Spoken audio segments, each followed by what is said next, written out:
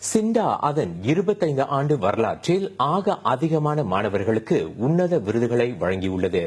கல்வியில் மட்டுமல்லாமல் புறப்பாட நடவடிக்கைகள், விளையாட்டுகள், கலை ஆகிய துறைகளில் சிறப்பு தேர்ச்சி பெற்ற 466 மாணவர்கள் இன்று கௌரவிக்கப்பட்டனர்.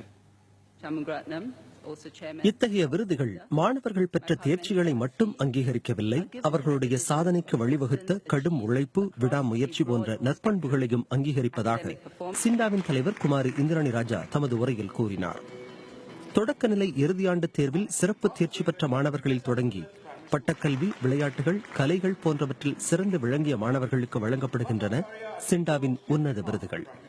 அப்பெல்லாம் ரிவிஷனும் பிஎஸ்எல்லிக்காக ரிவிஷனும் பண்ணிக்கிட்டு நான் ரொம்ப கஷ்டப்பட்டேன். ஆனால் அதோட பலன் இப்போதான் கிடைக்குது. இந்த மாதிரி நிறையா பரிசுகள் இந்திய மாணவர்களுக்கு கொடுக்கறதன் மூலம் அடுத்தடுத்த பிரைமரி 6 மாணவர்களும் இந்த மாதிரி பரிசுகள் கிடைக்கணும்னு நிறையா பயிற்சி போட்டு விடாமுயற்சியோட உழைப்பாங்கன்னு நினைக்கிறேன். இத்தனை மக்களுக்கு முன்னாடி நமக்கு ஒரு அங்கீகாரம் கிடைக்குதுன்னு போது இந்த அங்கீகாரத்தை தக்க வச்சு கொள்ள வேண்டும் என்ற ஆசை அந்த நிலையில நிறையவே ஏற்பட்டுச்சு. எங்களை மாதிரியான மாணவர்களுக்கு இந்த சின்ன சின்ன பரிசுகள் தான் நம்ம ஒரு விஷயத்தை கரெக்டா செய்யறோம் அப்படிங்கிற ஒரு டிக் மாதிரி இருக்கும். டிக் மார்க் மாதிரி நமக்கு ஒரு அமைது.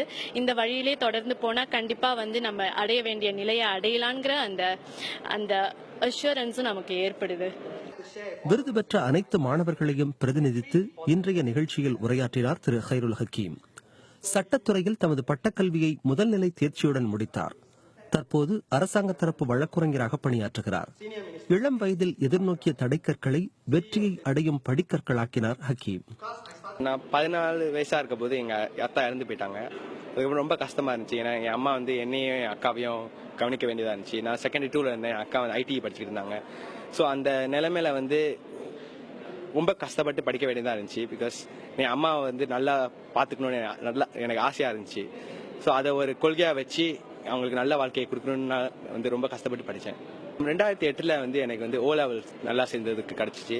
2010 A லெவல்ஸ்க்கு கிடைச்சிச்சு. இப்போ இந்த அவார்டு நான் பட்டம் கிராஜுவேட் கேட்டகரியில் கிடைச்சிருக்கு.